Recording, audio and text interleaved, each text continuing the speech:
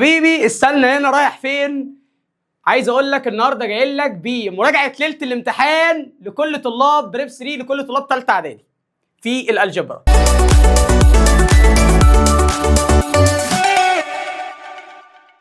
السلام عليكم ورحمه الله وبركاته، اهلا بكل حبايبي طلاب ثالثه اعدادي في فيديو ليله الامتحان في الالجبرا. ان شاء الله النهارده في ساعه واحده هنتكلم عن كل الافكار او كل الحاجات اللي ممكن تجي لك في امتحان الفاينل.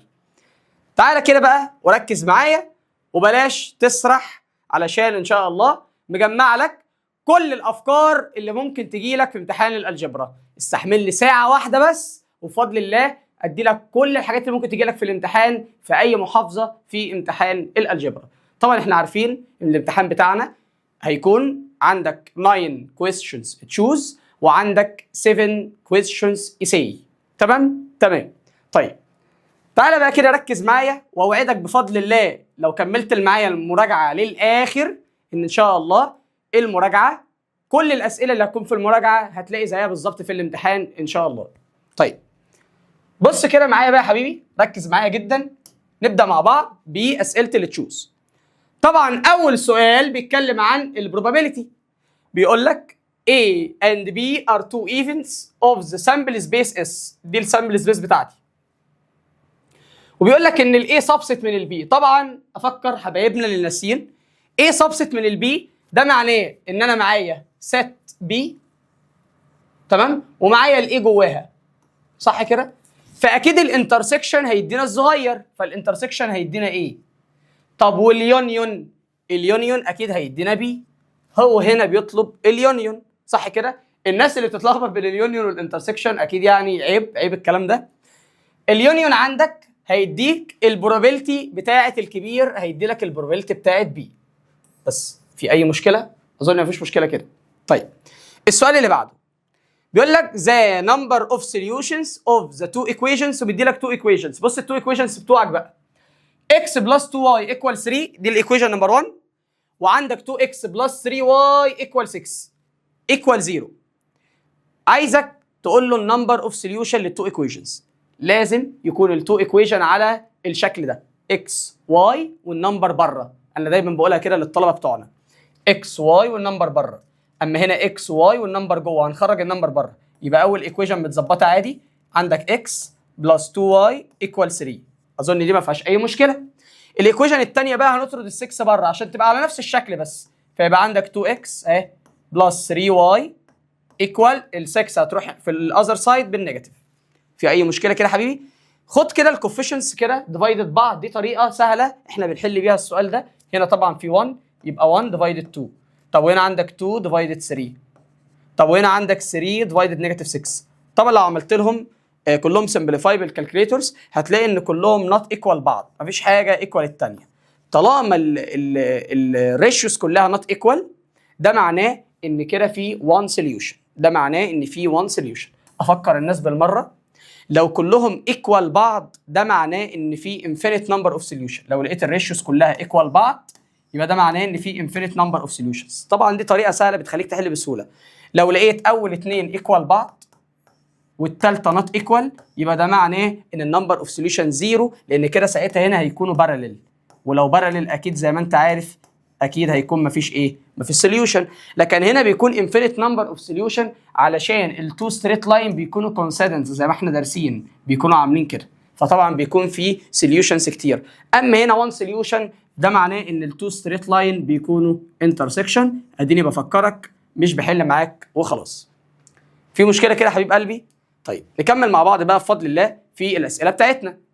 حبيبي السؤال نمبر 3 بيقول لك ذا سيت اوف زيروز اوف ذا فانكشن. عايز السيت اوف زيروز للفانكشن. افكرك كنت دايما كده لما كنت ببقى طالع بالبدله في الفيديوهات بتاعت شرح اليونت دي، كنت دايما بقعد اقول لك لو عايز تجيب السيت اوف زيروز لفراكشنال فانكشن، ما دي اسمها فراكشنال فانكشن عشان فيها نوميريتور ودينومينيتور، بروح اجيب السيت اوف زيروز للنوميريتور ديفرنس السيت اوف زيروز للدينومينيتور. تعال نطبق بقى.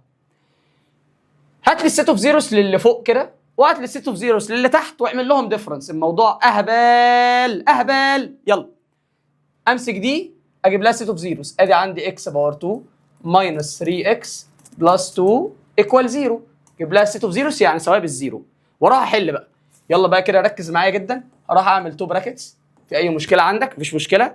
طبعا في ناس ممكن تستخدم الكالكوليتور، بتروح تعمل اكس واكس والكالكوليتور بتكمل عادي خالص، او في ناس ممكن تجيب السيت اوف زيروز على طول بالكالكوليتور، بتكتب مود 5 3. في بعض الكالكوليتورز مود 3 3 على حسب نوع الكالكوليتور. المهم بتختار مود ايكويشن 3، تبدا تدخل الكوفيشنز بتاعتك. يعني هنا 1 ايكوال، تكتب يلا اكتب ورايا 1 ايكوال. يلا يا حبيبي دوس مود ايكويشن 3. اسند ظهرك كده، اسند ظهرك وارتاح. تمام. واكتب ورايا. طيب 1 ايكوال، نيجاتيف 3 ايكوال، 2 ايكوال، ودوس ايكوال تاني من عندك. هتلاقي الكالكوليتور جابت لك السيت اوف زيروز اللي احنا هنجيبها دلوقتي. طيب الناس اللي بتحل من غير الكالكوليتور عادي مفيش اي مشكله. ال2 يبقى 1 ملتبلاي 2، وطالما الثيرد تيرم بوزيتيف يبقى الاثنين زي الميدل فيبقى الاثنين نيجاتيف. تمام. طبعا الكالكوليتور اكيد جابت لك 1 واكيد جابت لك 2. احنا طبعا كنا بنغير الساين بتاعتها. في اي مشكله؟ طيب كل ده ايكوال 0. اروح انا بقى اقسم البيدج بتاعتي. يبقى هنا الاكس ايكوال 1 لما كانت اطرد النيجاتيف 1، وهنا طبعا الاكس ايكوال كام؟ الاكس ايكوال 2. في اي مشكله؟ يبقى السيت اوف زيروز بتاعت النيميريتور افتكر ان هي 1 و2. طبعا حبايبنا اللي استخدموا الكالكوليتور جابوا الاجابه في ثانيه يعني. طب السيت اوف زيروز للدينومينيتور بقى، عندك الدينومينيتور اكس ماينس 2، يبقى السيت اوف زيروز بتاعت الدينومينيتور هيبقى اكس ماينس 2 لما تبقى ايكوال 0 هيبقى الاكس ب 2، يبقى الدينومينيتور تحت السيت اوف زيروز بتاعته ب 2. طبعا ممكن تغير الساين على طول وتريح نفسك. اعمل لهم ديفرنس بقى. يلا هات لهم الديفرنس كده. يلا يبقى سيت 1 و2 عشان القانون بيقول لك هات السيت اوف زيروز بتاعت اللي فوق ديفرنس السيت اوف زيروز بتاعت اللي تحت. عارف دي معناها ايه؟ معناها ايه اللي موجود هنا ومش موجود هنا؟ طبعا ال1، يبقى الاجابه في الاخر هتكون 1. طبعا حبيبي عشان تبقى عارف هو بيقول لك سيت اوف زيروز. لو انت عايز تحل بقى من غير ستيبس خالص، بس انا حبيت افهمك، ده معناه بيقول لك مين من التشويسز دي او مين الاجابات دي اللي هتخلي الفانكشن دي بزيرو. فانت لو رحت جربت ال2 هتلاقي ال2 بتدي لك ماس ايرور، هتلاقي الاله بتشتمك فمش هتنفع. طبعا 1 و2 برضه مش هتنفع عشان ال2 مش نافعه. دي ار ديفرنس 2 معناها هل كل الاعداد هتخلي الفانكشن دي بزيرو ما عدا ال2؟ لا برضه. فهتلاقي هي دي الاجابه. يعني انا حليت لك حل حلال، حل الحلال الطبيعي بتاع بريب 3، وحليت لك الحل بتاع الناس اللي ايه، اللي هي ماشيه كده، ماشيه بالحب كده زي ما بيقولوا. تمام. طيب السؤال اللي بعده طبعا ده سؤال تراكمي. 5 باور ان ماينس 1 ايكوال 1 اوفر 25. بص بقى بروح احل سؤال زي ده ازاي. طبعا حبايبي انا عارف بقى حبايبي الهبي ده هيروح يجربوا كل الاختيارات، بس طبعا ياخد باله ان الاختيارات اللي بيجربها دي ابسوليوت الان، فطبعا دي هتعمل له مشكله، هو ما يعرفش النمبر بوزيتيف ولا نيجاتيف. طيب تعال نحلها عادي لان هي الموضوع مش كبير يعني. بص كده معايا، غير لك اللون ده لما تزهق منه تزهق مني. 5 باور ان ماينس 1 ادي 5 اهي باور ان ماينس 1 ايكوال دي 1 اوفر 25. قال لك دي ممكن تشطب عليها وتحاول تخليها 5 باور حاجه عشان يبقى بيز ايكوال بيز، باور ايكوال باور زي ما انت عارف من زمان. طب يا ترى يا مستر 5 باور كام يديني 1 اوفر 25؟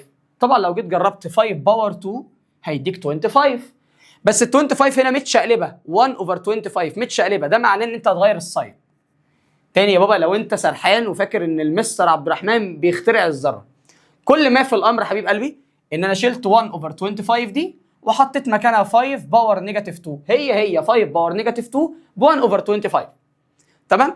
طبعا البيز ايكوال البيز يبقى الباور ايكوال الباور، مش محتاجه يعني. يلا ادي الباور اهو الاولاني ايكوال الباور الثاني حبيب قلبي. اطرد النيجاتيف 1 الناحيه الثانيه يبقى الان ايكوال نيجاتيف 2 بلس 1، يبقى الان ايكوال نيجاتيف 1. طبعا اوعى تروح تختار نيجاتيف 1 يا قلبوس، لان هو عايز ابسوليوت الان. ابسوليوت الان ابسوليوت يعني هتشيل النيجاتيف فيبقى الريزلت عندك 1 والسؤال ما فيهوش اي مشكله. السؤال اللي بعده المفروض ان هو سؤال تراكمي، ولكن برضه هو يعتبر عندك السنه دي لانك بتدرس الكلام ده. تمام. بيقول لك ذا نمبر x بلس 5 ديفايدد x ماينس 3، بيقول لك ده از راشونال. طبعا انت عارف يعني ايه راشونال؟ راشونال يعني ما ينفعش الدينومينيتور او اللي تحت يكون بزيرو. ما هو ده نفس الكلام اللي انت عارفه، ما انت عارف ان اي فراكشنال فانكشن ما ينفعش اللي تحت يكون بزيرو، صح؟ عشان كده لما بتجيب الدومين بتقول ار ديفرنس السيت اوف زيروز اوف دينومينيتور، ار ديفرنس الحاجه اللي بتخلي اللي تحت بزيرو، صح؟ من الاخر. طب ما نفس الكلام هو بيقول لك الاكس نوت ايكوال كام؟ يعني مين الرقم الشاذ اللي ما ينفعش الاكس تبقى ايكوال الرقم ده؟ مين الرقم في دول اللي ممكن يخلي الاله تقول لي تشتمني، تقول لي ماس ايرور. طبعا مالكش دعوه باللي فوق، اللي فوق ده يبقى باي حاجه عادي، يبقى بزيرو نيجاتيف بوزيتيف مفيش اي مشكله، اما اللي تحت ده ما ينفعش يكون بزيرو. فمين من الاجابات دي اللي ممكن تخلي اللي تحت بزيرو؟ عشان انا بستغرب لما بلاقي طلبه بتغلط في اسئله زي دي. ده هو بيقول لك الرقم ده راشونال، يعني بيقول لك الرقم ده عايزين يكونوا رجوله كده. الرقم ده يبقى رجوله امتى؟ يبقى رجوله امتى الرقم ده؟ يبقى رجوله لما تبقى الاكس مش ب 3، عشان لا مؤاخذه يعني لو الاكس دي بقت ب 3 الرقم ده مش هيبقى رجوله خالص، تمام؟ مش هيبقى رقم اصلا، تمام؟ طيب في بعض الناس بتحب يعني مش عايز اقول بتحب تكبر الموضوع. عادي يعني، في طلبه تقول لك كده اكس ماينس 3 ايكوال 0، اطرد النيجاتيف 3 يبقى الاكس ايكوال 3، يبقى القيمه اللي هتبوظ النمبر 3 يروح مختار 3. عادي براحتك. طيب السؤال اللي بعده بقى مديك ان اكس دي اسمها فراكشنال فانكشن، اسمها فراكشنال فانكشن. ليه بنسميها فراكشنال فانكشن حبيب قلبي؟ عشان فيها نوميريتور ودينومينيتور، عشان فيها فراكشن يعني. طيب هو عايز الدومين اوف ان باور نيجاتيف 1، دي معناها عايز دومين المالتيبليكيتيف انفرس. دي معناها ايه؟ عايز الدومين بتاع المالتيبليكيتيف انفرس، بس هي ليها اختصار. طب ينفع انا اجيب لك الدومين بتاع الان باور نيجاتيف 1 وانا لسه اصلا ما فكرتكش بالدومين العادي؟ اكيد لا. تعالى بقى عشان هعمل لك حاجه اسمها الدلع. دلع مستر عبد الرحمن، مستر عبد الرحمن هيعطيك شويه دلع، تمام؟ بس اسند ظهرك وارتاح بس، ماشي؟ اسند ظهرك وارتاح. طيب حكم اغاني بتاعت تخيل كده، اسند ظهرك وارتاح، يعني كلام جميل قوي. بص، وما تمشيش تاني بالسلاح، يعني بص ده عايزك تبقى محترم، ما تقربش من السلاح. ايه تاني؟ ايه تاني؟ بورسو عامل تمساح، يعني بص كلام حكم ده اسمه الفن الجميل. طيب استغفر الله العظيم. هو عايز الدومين اوف ان باور نيجاتيف 1. طب افكرك بالدومين العادي الاول. لو انا عايز اجيب الدومين العادي، ايه الدومين؟ بص بقى يا حبيب قلبي، كل الموضوع الدومين ده قانون اهو، ار ديفرنس، ار يعني كل الريل نمبر ما عدا، وتحط ست دي يا واد، الست دي تحط ست جواها الحاجه اللي تخلي الدينومينيتور بزيرو اهو، تحط الست اوف زيروز، تحط الست اوف زيروز للدينومينيتور، تمام؟ طيب تعال نجيب الدومين العادي، ادي ار اهو ديفرنس ست اهي. ايه الحاجه اللي تخلي اللي تحت ده بزيرو؟ لما الاكس تبقى بنيجاتيف 3. لو انت صغير ومش عارف وقاعد بتعيط دلوقتي بتقول لي هو المستر عرف منين النيجاتيف 3؟ بكل بساطه تروح تمسك دي تقول لها انت ايكوال 0 وتطرد ال 3 الناحيه الثانيه، هتلاقي الاكس بنيجاتيف 3 عادي خالص. طيب مؤاخذه على الانفعال. طب هو بقى عايز الدومين بتاع الان باور نيجاتيف 1. بكل بساطه بقى ده اسمه دومين الان اكس عادي، الان اكس عاديه اللي هي الفراكشنال فانكشن العاديه. طب حبيب قلبي بقى انا جاي بص بفرق لك بينهم عشان انت عكاك وبتعك في الامتحان. طب انا بقى عايز اجيب الدومين بتاع مين؟ بص بقى يا حبيب قلبي، بتاع الان باور نيجاتيف 1 اكس اللي هي المالتيبليكاتيف انفرس بتاع الايه؟ بتاع الفراكشنال فانكشن. مالتيبليكاتيف انفرس يعني الفراكشنال فانكشن دي بتتشقلب. فهو بيقول لك ايه؟ طب ما هي قبل ما تتشقلب ده ما ينفعش الاكس تبقى ب 3 بنيجاتيف 3. طب وبعد ما تتشقلب اكيد مش هينفع الاكس تبقى ب 1. فهو بيقول لك بالبلدي وباختصار لما تيجي تجيب الدومين للان باور نيجاتيف 1 اكس يبقى ار ديفرنس السيت اوف زيروز للي فوق واللي تحت. حتى اكتب لك بالعربي كده، فوق وتحت. تاني، امتى اجيب الدومين من تحت ومن فوق؟ اجيب الدومين من تحت ومن فوق لو كان عايز الدومين بتاع الان باور نيجاتيف 1 اكس. اما لو عايز الدومين العادي من تحت، الدومين دايما بيتجاب من تحت ما عدا الدومين بتاع الان باور نيجاتيف 1 اكس، والديفايدد بتتجاب حرف ال وهنقولها واحنا شغالين. تاني، اي دومين هيجي لك في الامتحان ان شاء الله، والامتحان ما شاء الله بيكون مليان دومين، تمام؟ حضرتك هيجي لك اصلا 4 تشوز بس على الوحده الثانيه اللي هي فيها الدومين والسيت اوف زيروز والريدكشن والفاكتورايزنج والكلام ده. 4 اسئله تشوز، فطبعا يعني هيشخلعك في الامتحان. طيب في حاجه مهمه بقى انا كنت بقولها، ان انا دلوقتي الدومين بيتجاب من تحت ما عدا الدومين بتاع الان باور نيجاتيف 1 بيتجاب من تحت ومن فوق. يلا نجيب الدومين من تحت ومن فوق. طبعا السيت اوف زيروز تحت هتكون نيجاتيف 3 وفوق هتكون 1، يبقى 1 ونيجاتيف 3. اوعى تختار دي يا نجم. انت عارف دي معناها ايه؟ دي معناها ان انت بتقول له دول اللي هينفعوا، لا هم دول اللي مش نافعين، فانت تقول له ار ديفرنس 1 ونيجاتيف 3. اوكي طيب نكمل بقى كده مع بعض شويه اسئله دلع تاني. بيقول لك if the curve of the quadratic function passes through the point، ومديك 3 بوينت، ادي البوينت الاولى، البوينت الثانيه، البوينت الثالثه. بيقول لك عايز السوليوشن سيت بتاعت الايكويشن f of x equal 0. طبعا دي الاسئله اهو، بص بقى انا حافظك ازاي، اللي الطلبه الشاطره بتبقى عندها مشاكل في الاسئله دي، لان هي متعوده على الاسئله النمطيه، هات الدومين، هات مش عارف ايه، ما بتبقاش فاهمه السؤال بالطريقه دي. فانا احب بس افهمك حاجه بس حبيب قلبي. f of x بزيرو، f of x دي عن الواي، تمام؟ لو انت يعني مش عارف f of x بزيرو يعني الواي بزيرو، فهو بيقول لك ايه؟ قول لي مين الاجابات اللي الواي بتاعتها بزيرو. بص السؤال هبل ازاي وتكبر الموضوع. مش هنا الواي بزيرو يبقى النيجاتيف 1. طب هنا الواي بزيرو، لا فكك من البوينت دي. طب هنا الواي بزيرو، الواي بزيرو، يبقى معاك كمان 4، يبقى 4 ونيجاتيف 1، 4 ونيجاتيف 1. في اي مشكله؟ تاني هو بيقول لك عايز السوليوشن سيت في الفانكشن اللي الواي بتاعتها بزيرو. هنا الواي بزيرو يبقى الاكس بنيجاتيف 1، هنا الواي بزيرو يبقى الاكس ب4، يبقى 4 ونيجاتيف 1. خلصت. على فكره تقدر ترسم ال 3 بوينتس دول وتجيب الحل من عن طريق الرسم. تعال ارسمها لك، انا الصراحه بيني وبينك كنت مكسل ارسمها، بس يلا بص كده معايا. تعالى نجيب مكان فاضي منين طيب. بص بقى كده اهو، لو انا جيت عملت الكوردينيتس بالشكل ده، حطيت هنا 1 2، ركز بقى معايا انا مش برسمها لامي، 4 ادي 5 نيجاتيف 1 نيجاتيف 2 نيجاتيف 3 نيجاتيف 4. ما اعرفش احنا محتاجين كل ده ولا لا. 2 3 4 نيجاتيف 1 نيجاتيف 2 نيجاتيف 3. كفايه كده. تعالى بس نروح نغش البوينت اللي نسيناها دي. بص كده معايا يا حبيب قلبي، اول بوينت كانت كام؟ اول نيجاتيف 1 و0 0 نيجاتيف 4. يلا نيجاتيف 1 و0 هنفضل مكاني صح؟ نيجاتيف 1 و0 اهي تمام. وعندك كام تاني؟ نيجاتيف 1 و0 وعندك 0 ونيجاتيف 4، ادي 0 ونيجاتيف 4 اهي تمام. طيب عندك كمان مين تاني حبيبي؟ عندك كمان فين البوينت؟ عندك 4 و0 تمام، 4 و0 4 و0 اهو، يعني افضل مكاني. طبعا دي كوادراتيك، لا مؤاخذه طبعا الرسمه الايه الحمضانه دي. المهم ان هي خبطت في الاكس عند فين وفين؟ عند 4 وعند نيجاتيف 1، فيبقى الاجابه 4 ونيجاتيف 1 تمام. طيب نمسح بقى العك ده.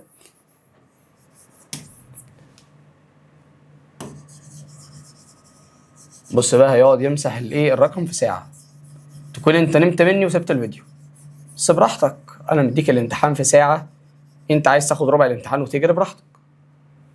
طيب بص بقى كده معايا، السؤال اللي بعده سؤال نمبر 8. بيقول لك انا عايز الكومن دومين للتو فراكشنز دول. طيب الكومن دومين يعني ايه؟ يعني نهايه ار ديفرنس السيت اوف زيروز بتاع كل الدينومينيتورز. بس يعني ايه؟ دي السيت اوف زيروز بتاعتها بكام؟ ب 4. طب دي تعال نساويها بالزيرو، دي 2x minus 8 equal 0. يبقى ال 2x لما اطرد النيجاتيف 8 الناحيه الثانيه بالبوزيتيف هتبقى ايكوال 8. اعمل ديفايد 2 هنا وهنا هتبقى الاكس ايكوال 4. صح ولا غلطان؟ يبقى ايه ده دي السيت اوف زيرو بتاعتها 4 ودي 4. قال لك ممنوع تكرر طبعا، يبقى ار ديفرنس 4 تمام. طبعا لو كان هنا السيت اوف زيروز ب 4 وهنا ب 5 كان يبقى ار ديفرنس 4 و5. طيب السؤال اللي بعده بقى بيقول لك one of the solution of two equations. طبعا التو equations اللي جايين لك دول اللي في ليسون 2، واحده من الفيرست ديجري وواحده من السكند ديجري، واحده لينير وواحده كوادراتيك، اللي هم ما بيتحلوش غير بطريقه السبستيتيوشن بس، ما ينفعش يتحلوا بالاوميتنج. اوكي طيب هو بيقول لك one of the solution. عارف كلمه one of solutions دي مهمه قوي، لان اصلا هي بتطلع تو solution، فهو بيقول لك انا عايز حل منهم. طبعا سؤال زي ده انا مش مدرس رخم وراح ارخم عليك. مدرس زي ده يا حبيب قلبي سؤال زي ده مدرس ايه؟ سؤال زي ده يا حبيب قلبي لما يجي لك تقدر تجرب كل التشويسز اللي عندك وتختار عادي. يعني تعال نجرب كده مع بعض. هو بيقول لك الاكس ماينس واي ب 2، نيجاتيف 4 ماينس 2 نيجاتيف 6، دي مش هتنفع اصلا. تعال نجرب دي الاكس ودي الواي. لو انت بتطلع دي الاكس ودي الواي يا حبيب قلبي، يبقى 2 ماينس نيجاتيف 4 ب 6، دي برضه مش نافعه. تعال نجرب دي 3 ماينس 1 2. طبعا انت زي الجحش هتروح تختار دي، سوري يعني. روح شوف يا بابا هتحقق الايكويشن الثانيه ولا لا. يلا 3 باور 2 9 1 باور 2 1. هل 9 بلس 1 20؟ لا طبعا. يبقى كده هي دي الاجابه اللي هتنفع. ليه بقى؟ لان دي هتحقق هنا وهتحقق هنا في نفس الوقت. بص كده 4 ماينس 2 ب 2 حققت اول ايكويشن. عوض هنا يلا 4 باور 2 16 و2 باور 2 4 16 بلس 4 20. يبقى هي دي الاجابه اللي هتنفع. هي دي الاجابه يا حبيب قلبي اللي هتنفع. في اي مشكله؟ طبعا المفروض احل لك دول مع بعض بالسبستيوشن. سيبك بقى من طريقه التجربه دي، بس هي كده كده جايه في الطريق دلوقتي. تمام؟ طيب نخش بقى مع بعض في اسئله الاساي كويستشنز. اوكي؟ بيقول لك ايه؟ find in r time r the solution set of two equations. ومديك التو equations. طبعا السؤال ده جاي في الامتحان بنسبه 100%. تمام؟ السؤال ده تو equation linear. عندي طريقتين، طريقه السبستيوشن وطريقه الاوميتنج ميثود. اختار انهي يا مستر؟ على حسب. لو انا عندي الواي لوحدها في طرف او الاكس لوحدها في طرف استخدم السبستيوشن احسن. طب لو انت عندك التو ايكويشنز، عندك اكس واي ونمبر اكس واي ونمبر يعني على نفس الشكل، اختار الاوميتنج هتكون اسهل معاك وهتنجز معاك. انا هعمل معاك الصح، هحلها لك بالطريقتين. بس تعالى كده صلي على النبي معايا عليه افضل الصلاه والسلام، وركز كده معايا. هتلاقي ان الايكويشن دي 2x بلس y ايكوال 19. اما الايكويشن الثانيه مش على نفس الشكل. بص بيقول لك y ايكوال x بلس 1. طبعا دي في السبستيوشن هتبقى سهله موت، هتبقى موت الموت يعني. تعال نحلها في النص ده بالسبستيوشن. ركز بقى معايا الله يكرمك. كل الموضوع ادي الايكويشن الاولى اهي، واقعد بقى نام براحتك. يلا يا عم نجرب القلم الحلو ده. يلا اول حاجه هتروح تكتب ادي اهو 2x. ده ايه هيجننكم في الكاميرا؟ بلاش ده بقى هيروق عليكم. ادي هو عندك 2x صح كده بلس y ايكوال 19. دي الايكويشن الاولى هنسميها نمبر 1. الايكويشن الثانيه بيقول لك ان الواي ايكوال x بلس 1. دي الايكويشن الثانيه هنسميها نمبر 2. طبعا دايما ال1 و2 لما بحطها في سيركل معناها ده النمبر بتاع الايكويشن عشان ما تلخبطش بينها وبين النمبر. طيب طبعا اكيد هتشيل الواي اللي في الايكويشن الاولى وتحط مكانها x بلس 1. فانت هتعمل سبستيوشن from 1 to 1 from 2 to 1. هتعوض من 2 in 1 اهو. هتقول له كده substitution.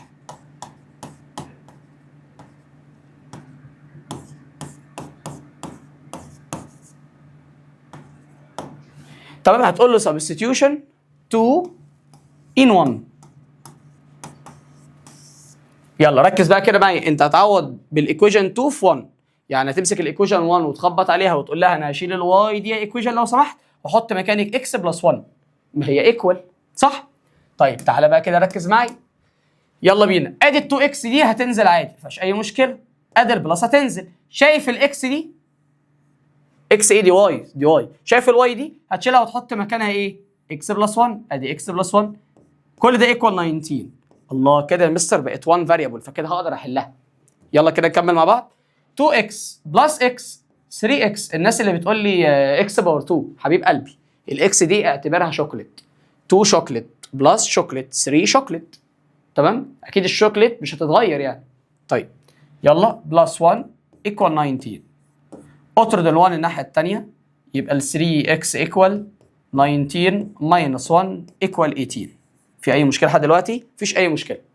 اعمل هنا ديفايدد 3 واعمل هنا ديفايدد 3 يبقى الاكس ايكوال 6. الحمد لله جبنا الاكس. ممكن اسمي دي الايكويشن نمبر 3 واقول له سبستيوشن 3 ان 2. طبعا اسهل حاجه. طبعا تعوض في اي حته عادي براحتك. سبستيوشن 3 ان 2. طب لو عوضت في 1 عادي يا مستر؟ عادي بس كده اسهل. هروح اشيل الاكس اللي ب 6 دي هنا واجيب الواي. يبقى الواي ايكوال 6 بلس 1 يبقى الواي ايكوال 7 اهي. واي ايكوال 6 بلس 1 يبقى ايكوال 7. لو نسيت تكتب السوليوشن سيت براحتك عشان هتنقص. السوليوشن سيت اهي اس دوت اس لازم ذا سيت اوف. ركز بقى كده معايا. ذا سيت اوف اوردرد بير. لو كتبتش اوردرد بير ما ينفعش.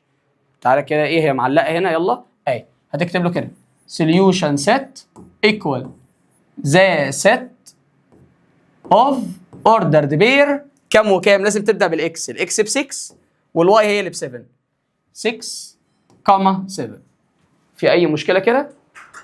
طيب الطريقه الثانيه طبعا اللي هي طريقه الاوميتنج، طبعا كده دي طريقه السبستيوشن خلاص خلصت. طيب طريقه الاوميتنج قال لك لازم يكون التو ايكويشنز دول يكونوا على نفس الفورم بتاعتهم. يعني انا عندك 2x بلس y ايكوال 19، يبقى انا هروح اكتب الايكويشن نمبر 1 اللي هي عندي ادي 2x بلس y ايكوال 19. طيب الايكويشن نمبر 2 عندك y ايكوال x بلس 1، هل دي على نفس الفورم بتاعت دي؟ لا طبعا. طب انا ازاي اخليها على نفس الفورم؟ انا ممكن اخلي الواي تروح في الاذر سايد وال1 يروح في الاذر سايد. يعني انا هجيب الواي واودي ال1 بحيث اخليها على نفس الفورم دي. طيب بمعنى طبعا انت عندك الاكس، الواي هتروح لها بالنيجاتيف، يبقى عندك اكس ماينس واي، ركز معايا. طيب وعندك ال1 طبعا لما تروح في الاذر سايد ال1 هنا بوزيتيف يبقى هتبقى نيجاتيف، يبقى ادي النيجاتيف 1. طالما عندك التو ايكويشن على نفس الشكل كده، ادي اكس واي والنمبر وعندك اكس واي والنمبر، طبعا كده اقدر استخدم طريقه الاوميتنج بكل بساطه. ازاي؟ ان انا هعمل ادنج للتو ايكويشنز، هسمي الايكويشن دي نمبر 1 واسمي الايكويشن دي نمبر 2. اعمل ادنج كده. ليه عملت ادنج؟ عشان انا عندي هنا واي وهنا نيجاتيف واي، لما اجي اعمل لهم ادنج هيروحوا مع بعض هيبقوا بزيرو.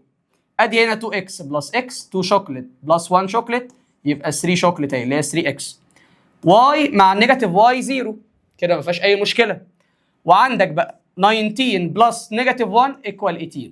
هروح اعمل هنا ديفايدد 3 وهنا ديفايدد 3، خلاص بقت سهله، يبقى الاكس ايكوال 6. طبعا هروح اعمل سبستيتيوشن في اي ايكويشن، نعمل سبستيتيوشن هنا مثلا يبقى 6 ماينس واي، ركز معايا انا بعمل سبستيتيوشن هنا 6 ماينس واي ايكوال نيجاتيف 1، وادي ال 6 في الاذر سايد بالنيجاتيف، يبقى نيجاتيف واي ايكوال نيجاتيف 1 ماينس 6، يبقى النيجاتيف واي ايكوال نيجاتيف 7.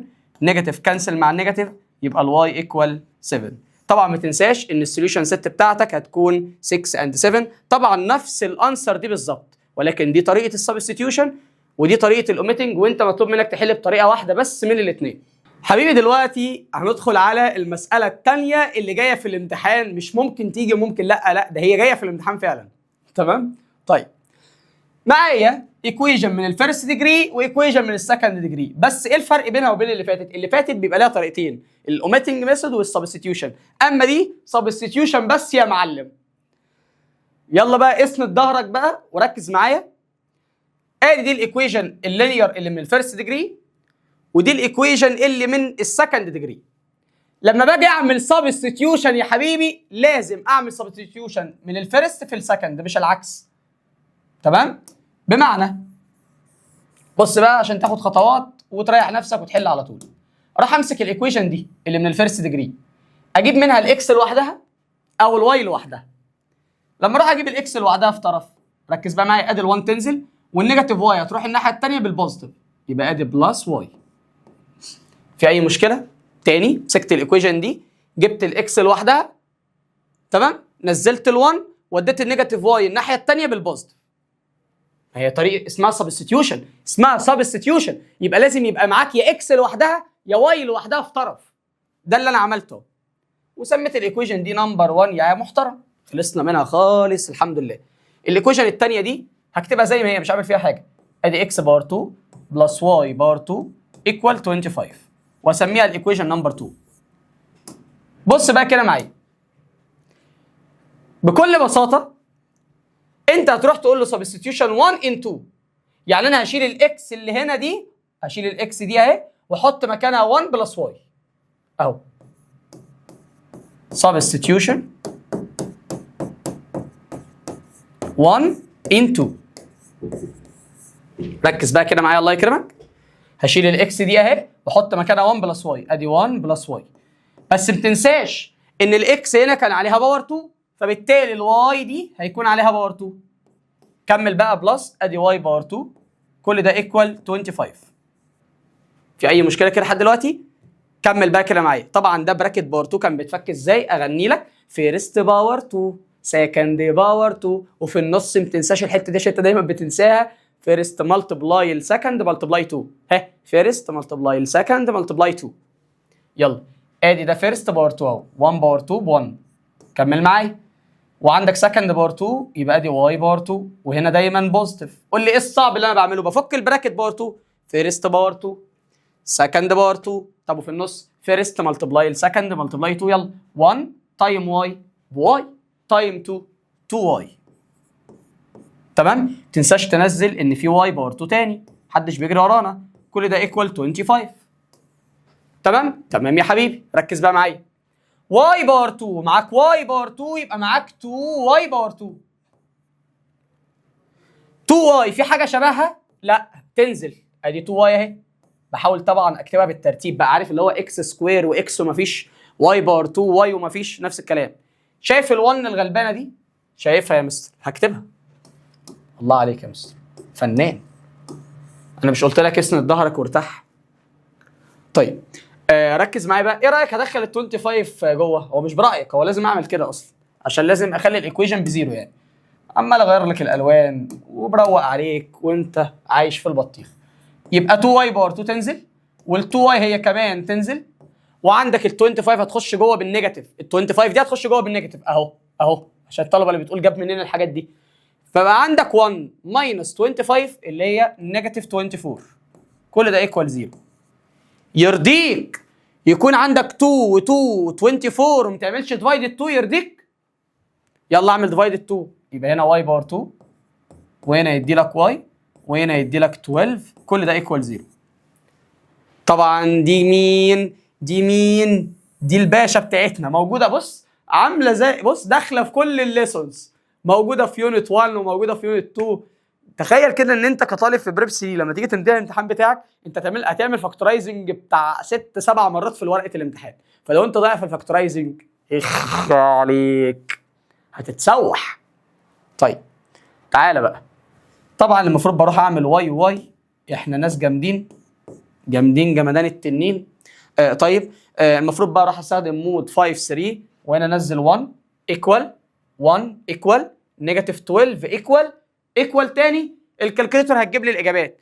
مستر ايه الاجابات الكالكوليتور هتجيبها لك؟ اصبر طيب عليا. هنا نعمل 3 وهنا 4 وطالما ده نيجاتيف يبقى الكبير بوزيتيف. الكالكوليتور واتحداك هتجيب لك 3 ونيجاتيف 4، نيجاتيف 4 و3 او 3 ونيجاتيف 4. طبعا انت المفروض بتغير الساين، جات لك نيجاتيف 4 اكتبها بلس 4، جات لك 3 اكتبها نيجاتيف 3، لان الكالكوليتور بيجيب الاجابه النهائيه على طول. خلاص هانت اهو.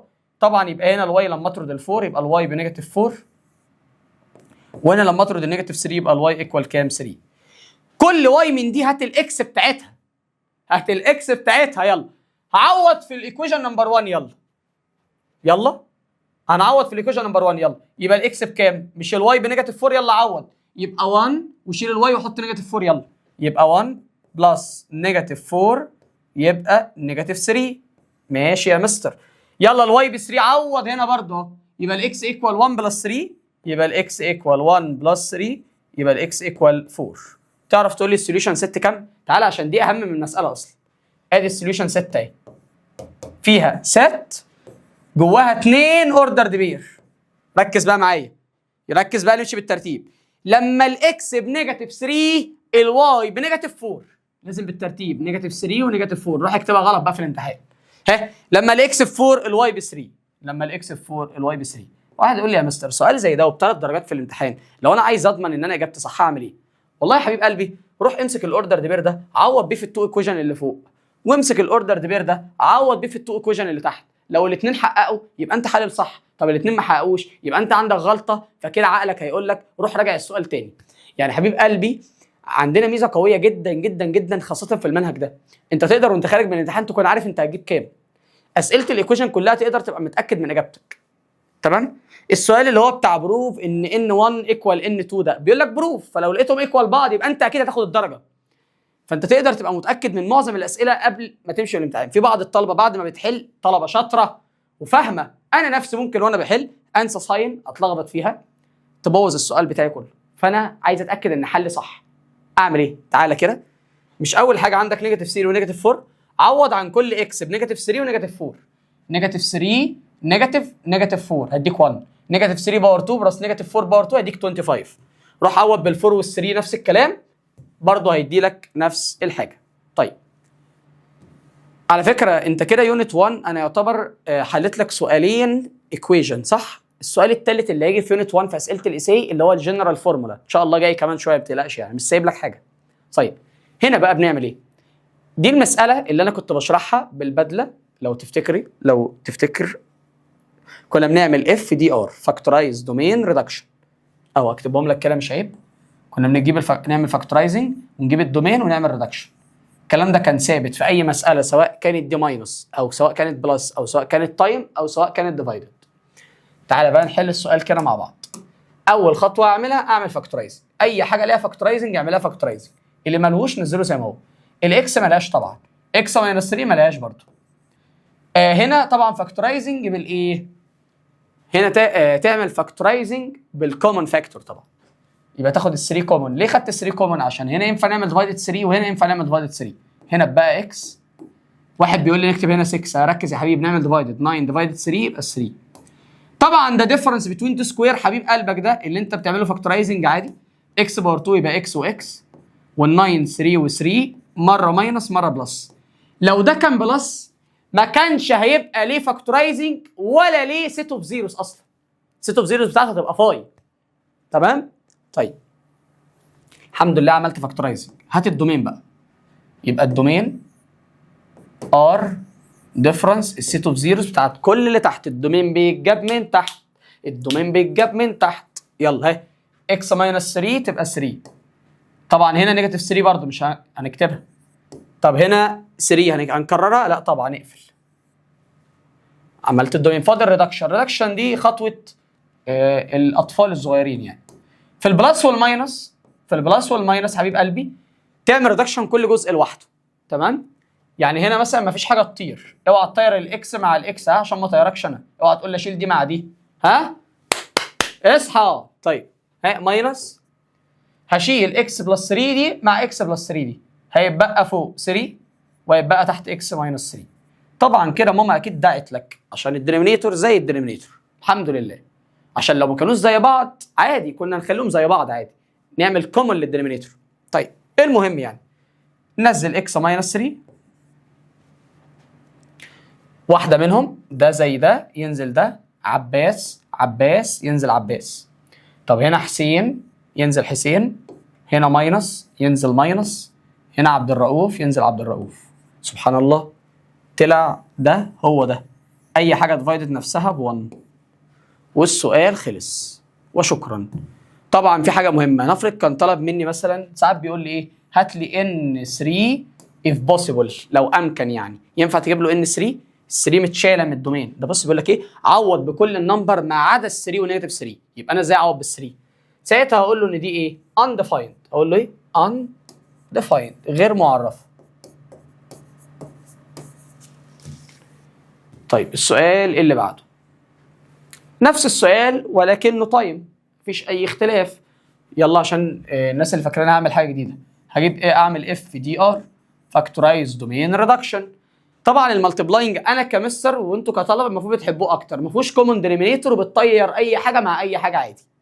تعالى بقى كده، انا اصلا شارح كل الكلام ده والله.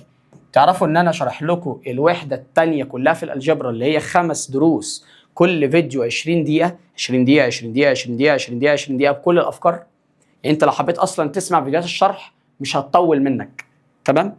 طيب هنعمل فراكشن تايم فراكشن. يلا فاكتورايزنج يا حبيب قلبي، يلا يلا يا جميل. واي بار 2 ماينس 9 هي لسه عارفينها. الواي واي وال9 3 و3 مره ماينس مره بلس.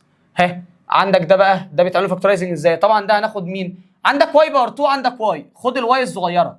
طب لو عندك واي باور 3 وواي باور 2 خد واي باور 2. طيب بس هنا في 3 وهنا في 9، خد 3 بقى، يبقى 3 واي ده الكومن. اوعى تكون مش عارف تاخد الكومن فاكتور، عيب عليك عيب عليك. طيب يلا اعمل كل ترم ديفايدد الكومن بقى. 3 خدناها خلاص، واي باور 2 ديفايدد واي يبقى وايايا بلس 9 ديفايدد 3 ب 3 والواي اتاخدت خلاص. تمام حبيبي؟ تمام حبيبي. يلا واي باور 3 بلس واي، اكيد هاخد واي كومن يعني، هيبقى واي باور 2 بلس 1. الله بفرح قوي. طبعا يبقى واي باور 2 بلس 1 دي مالهاش فاكتورايزنج بس عادي الحمد لله، زميلتها فوق هتطير معاها. في اي مشكله؟ مفيش مشكله. جبنا عملنا فاكتورايزنج. هات الدومين يا محترم. اوعى تختصر وبعد كده جيب الدومين، امشي بالترتيب. فاكتورايزنج دومين ريدكشن. يلا هات الدومين يا جميل. ار ديفرنس سيت اوف زيروز لكل اللي تحت. طبعا ال 3 واي دي ما تنساش ان هي لو اتساوت بالزيرو هتبقى الواي بتاعتها بزيرو. ما تنساش اهو. بص تعالى 3 واي ايكوال 0 يبقى الواي ايكوال 0. تمام. لكن لو لقيت 3 لوحدها ملهاش سيت اوف زيروز اصلا. ركز. واي بلس 3 طبعا اكيد هتبقى نيجاتيف 3. ودي ملهاش سيت اوف زيروز، ملهاش سيت اوف زيروز، ملهاش سيت اوف زيروز. اي واي باور 2 او اكس باور 2 بلس اي نمبر ملهاش. بص في شويه حاجات ملهاش سيت اوف زيروز. ايه رايك اقولها لك بس تكتبها عندك وما تنساش طول عمرك. تعالى لما يكون معاك نمبر زي الفايف ده ملوش سيت اوف زيروز. اكيد مش هينفع الفايف تساويها بالزيرو يعني. لما تلاقي اكس باور 2 او واي باور 2 او زد باور 2 او حتى عمار باور 2 بلس اي نمبر مثلا بلس 4 مثلا، دي مالهاش سيت اوف زيروز. اقول لك على حاجه ثالثه بقى عشان انت جدع. البراكت الكبير اللي بيجي من الفاكتورايزنج ديفرنس اند سم بتوين تو كيوبس. مش انت عارف ان في نوع فاكتورايزنج كده بتعمل براكت صغير وبراكت كبير؟ البراكت الكبير ده بقى مالوش سيت اوف زيروز. زي ده مثلا، زي ده اكس باور 2 بلس 2 اكس بلس 4 مثلا.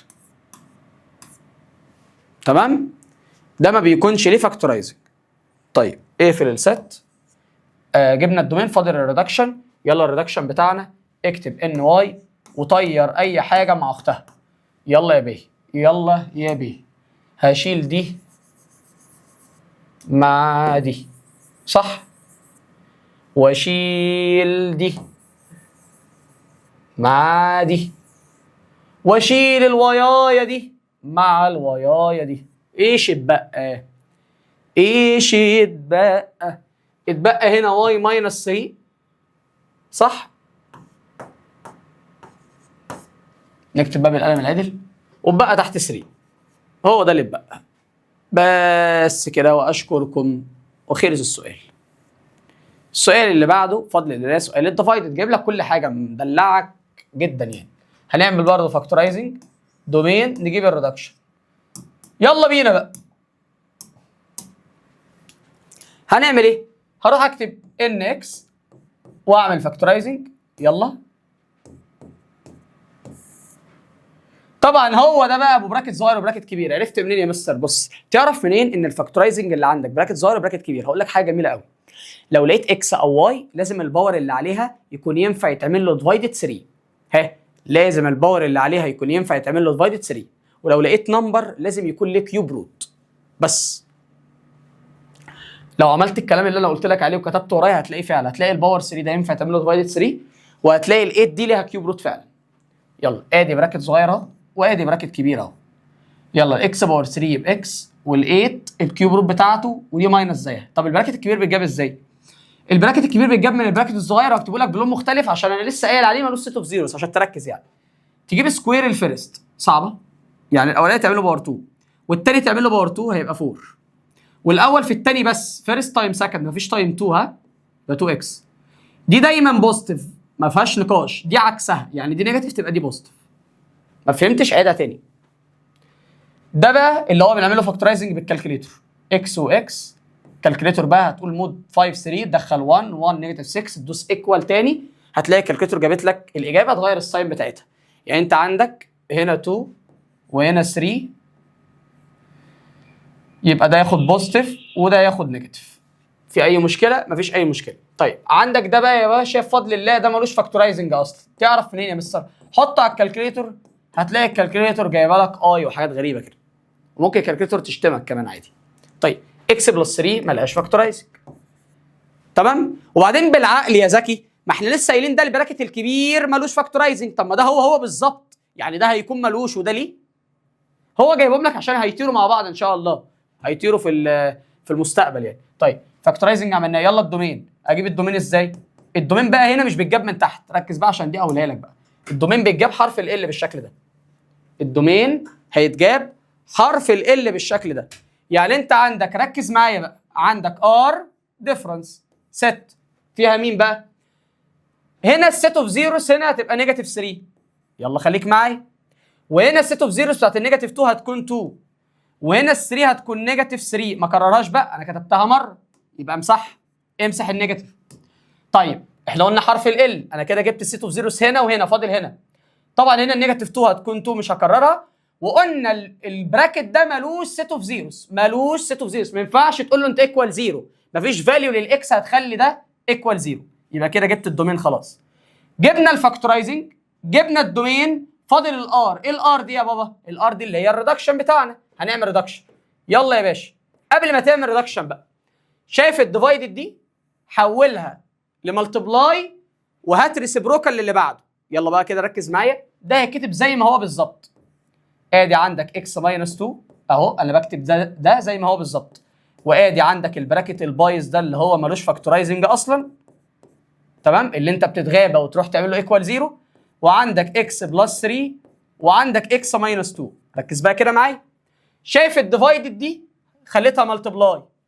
فاكر كان يقعد يقول لك ايه؟ حول الديفايد لتايم، صح؟ وشقلب اللي بعده. يلا شقلب اللي بعده، يلا. الاكس بلس 3 تحت هتبقى فوق في النوميريتور، وعندك تحت يبقى اكس باور 2 بلس 2 اكس بلس 4. حان الان وقت الدلع بقى اللي انت بتحبه، اللي انت ما بتعرفش تعمل غيره، ان انت تطير. بص بقى كده معايا، اديك هتشيل ده مع ده، صح كده؟ وهتشيل ده مع ده، وهتشيل ده كمان مع ده، ما شاء الله ما بقاش اي حاجه. فكده يبقى عندك ال اكس ايكوال 1. تمام؟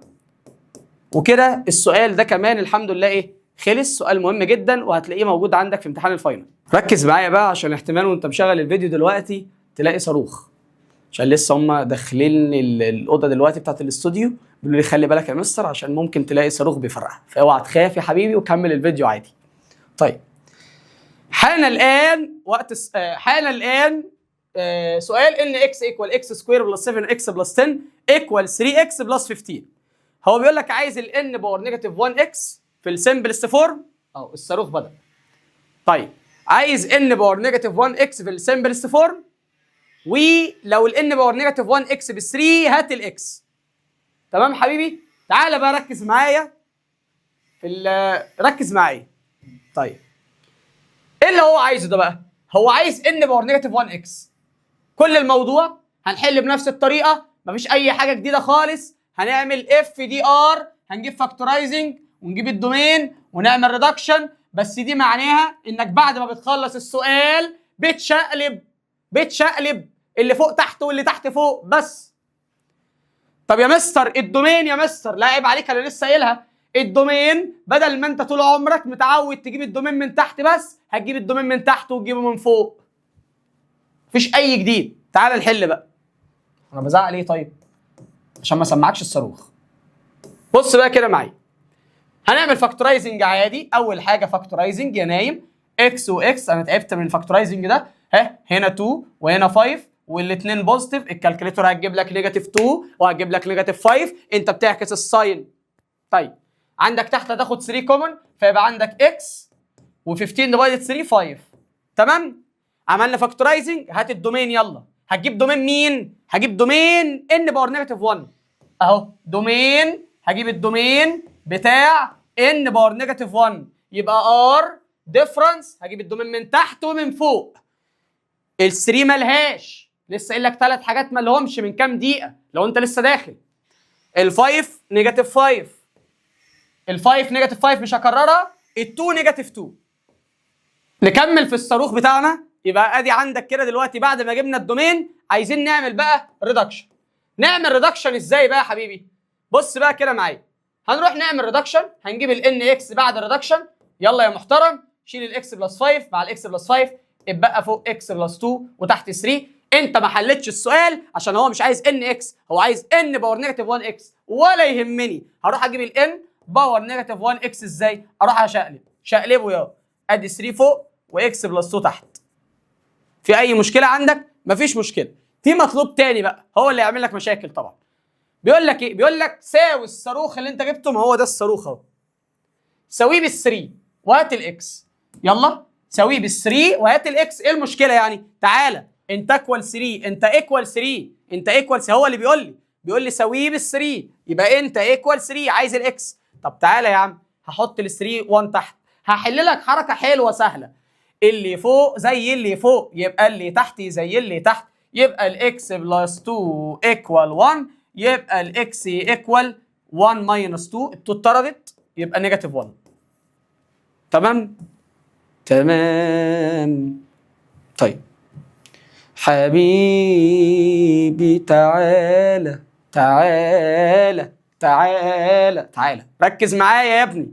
السؤال ده بقى بيقول لك ان 1 اكس اهو وان 2 اكس، بروف ذات ان 1 ايكوال ان 2. لو قال لك بروف ذات خليك صايع، هو بيقول لك بروف ذات، اثبت ان 1 ايكوال ان 2، يبقى لازم ال 1 تبقى ايكوال ان 2، خلاص لازم، هو بيقول لك اثبت. تمام؟ طيب اعمل ايه؟ ولا اي حاجه، تعالى تعالى اف دي ار، اف دي ار هنعمل فاكتورايزنج، نجيب الدومين نعمل ريدكشن. في اي مشكله؟ مفيش اي مشكله، كل واحده هنعمل فيها نفس الكلام.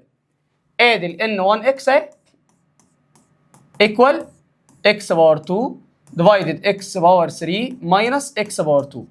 يلا نعمل لها الدومين، هناخد اكس باور 2 كومن، في اي مشكله؟ هيبقى اكس ماينس 1. ماشي، هات الدومين، يبقى ار ديفرنس الزيرو ده بزيرو طبعا، وهنا 1. اعمل ريدكشن يلا، يبقى ال ان 1 اكس بتاعت حضرتك هتكون، هتشيل اكس باور 2 مع اكس باور 2، يبقى عندك فوق 1 وعندك تحت اكس ماينس 1. تمام؟ افتكر ده الدومين اهو وده الريدكشن. تمام؟ طيب الناحيه الثانيه بقى، ادي ال ان 2 اكس، يا ساتر يا رب، ادي ال ان 2 اكس ايكوال، هنروح ناخد من هنا اكس كومن، هيبقى لنا اكس باور 2 بلس اكس، ركز معايا، بلس 1. ماشي، وتحت لما ناخد اكس كومن هيبقى لنا اكس باور 3 ماينس 1. لسه ما خلصناش، الاكس هتنزل، اعمل هنا فاكتورايزنج يلا. صح؟ لا ده ملوش فاكتورايزنج، ينزل زي ما هو، اكس باور 2 بلس اكس بلس 1، وده اكس ينزل، وده لسه ليه فاكتورايزنج، ده براكت صغير وبراكت كبير. يلا البراكت الصغير هيبقى اكس ماينس 1، هات سكوير الاولاني، سكوير الثاني دايما بوزيتيف، عكسها فيرست تايم سكند. تمام؟ يلا هات الدومين، ما تستعجلش، ار ديفرنس هنا 0 وهنا 1 وده ملوش. طيب هات يلا الريدكشن، ان 2 اكس روح طير يلا، بدل ما اطيرك انا، اكس تروح مع الاكس وده يروح مع ده، فوق ما بقاش حاجه، وتحت اكس ماينس ايه 1. الدومين زي الدومين، الريدكشن زي الريدكشن، هتقول له كده طالما الدومين بتاع ان 1 ايكوال الدومين بتاع ان 2 صح، والان 1 ايكوال ان 2 صح، يبقى ال ان 1 اكس اقصد ان ايكوال ان 2، يعني الريدكشن ايكوال الريدكشن، يبقى زين اللي يحصل، يبقى زين ان 1 ايكوال ان 2. تمام؟ والان مع البروبابيلتي، هو عايز البروبابيلتي للاي انترسكشن بي، طبعا القانون بتاعها البروبابيلتي بتاع الاي اللي هو الاولاني بلس البروبابيلتي بتاع الثاني ماينس البروبابيلتي بتاع اليونيون. ده معناه ان لو قانون يونيون هيبقى سهل برضه، لو قال لك بي بروبابيلتي الاي يونيون بي، يبقى تقول له البروبابيلتي بتاع ايه بلس البروبابيلتي بتاع بي ماينس البروبابيلتي بتاع الانترسكشن. يعني لو يونيون يبقى ماينس الانترسكشن، لو انترسكشن ماينس اليونيون. يلا نعوض، بروبابيلتي الاي بكام؟ ب 0.4. طب بروبابيلتي بتاع البي بكام؟ استنى مش فارقه، ماشي، انا عوضت مكان الاي هو اللي ب 0.4، مش فارقه. بروبابيلتي بتاع الاي ب 0.5 والبي هو اللي ب 0.4، ماشي، ماينس اليونيون بكام؟ 0.8، هيدينا في الاخر 0.1. تمام؟ طيب هو عايز بي ايه صح؟ كومبلمنت، فاكر؟ مكمله ايه؟ دي قانونها 1 ماينس البروبابيلتي بتاعت ايه العاديه. بالمناسبه دي معناها ان انا عايز البروبابيلتي بتاعت اي حاجه الا الاي، يبقى 1 ماينس الاي. ليه 1؟ عشان السم اوف بروبابيلتي لاي اكسبيرمنت ب 1. طب ادي 1 اهي ماينس البروبابيلتي بتاعت الاي ب 0.5، يبقى ايكوال 0.5. والسؤال ده بفضل الله هو كمان خلص. طيب السؤال ده المطلوب الاولاني هتحله لوحدك، اما المطلوب الثاني ده انا هحله معاك، فيبقى البي بي البروبابيلتي بتاعت الايفنت بي، قال لك بتاخد البروبابيلتي بتاعت الاولاني ماينس البروبابيلتي بتاع الانترسكشن، ده القانون بتاعنا، تاخد البروبابيلتي بتاع الاول ماينس الانترسكشن. طب البي بي بكام؟ ب 1 اوفر 3 ماينس البروبابيلتي بتاع الانترسكشن 1 اوفر 5، وتروح احسبها بالكالكليتر. تمام؟ طيب شويه اسئله تشوز، طبعا انا ممكن احل معاك كام واحده. عايز الدومين بتاع الان باور -1 هيبقى ار ديفرنس سيت اوف زيروز اللي تحت واللي فوق، يبقى 4 و5 قلناها من شويه. اف اوف اكس ايكوال 0 السيت اوف زيروز بتاعتها بايه؟ هي حد عارف؟ ما هي اصلا بزيرو، الفانكشن بزيرو، فالسيت اوف زيروز بتاعتها هي اصلا بزيرو. هو كانه سيت اوف زيروز يعني امتى تبقى بزيرو؟ ما هي بزيرو عند كل ريل نمبر بتبقى بزيرو. تمام؟ طيب السؤال ده احنا حلينا زيه. سؤال الكيرف ده بص بيقول لك ايه؟ بيقول لك doesn't cut the x axis، مش هتخبط الاكس اكسس في اني بوينت، في اي نقط اصلا. تمام؟ يبقى ده معناه ان في كام سوليوشن؟ زيرو. ما هي ما خبطتش. بص احنا عندنا 3 احتمالات، يا تخبط في 2 بوينت، يا تخبط في بوينت واحده، يا ما تخبطش اصلا. هنا بيبقى في اجابتين، بيبقى في حلين، هنا 1 سوليوشن، هنا ما فيش سوليوشن اصلا. طب بيقول لك عايز الدومين بتاع الاديتيف انفرس. بص يا حبيبي، اديتيف انفرس دي يعني بتغير الساين. بص اديتيف انفرس يعني تغير الساين، اهي هو ده الاديتيف انفرس. فانا راضي ذمتك يعني، بالله عليك يا ابني، لما الساين اتغيرت هيفرق في ايه الدومين؟ بص بقى، الدومين بتاع الاديتيف انفرس هو الدومين العادي، يتجاب من تحت برضه ار ديفرنس 2، ار ديفرنس 2. تمام؟ طيب الكومن دومين قلناه، بس بالمناسبه يعني عشان اقول لك ده ملوش سيت اوف زيروز، وده ليه؟ فيبقى ار ديفرنس نيجاتيف 1 بس. تمام؟ طيب بيقول لك الزد اف ب 2 يعني سيت اوف زيروز ب 2. حبيبي دلوقتي انت معاك السيت اوف زيروز اللي هو الزد اف ايكوال كام؟ ايكوال 2. بيقول لك الاف اوف اكس اكس باور 3 ماينس ام، دي معناها ايه؟ بص يا بابا، معناها انك لما تشيل الاكس وتحط 2 الفانكشن دي بزيرو، يعني 2 باور 3 ماينس ام ايكوال 0. ركز عشان السؤال ده مهم.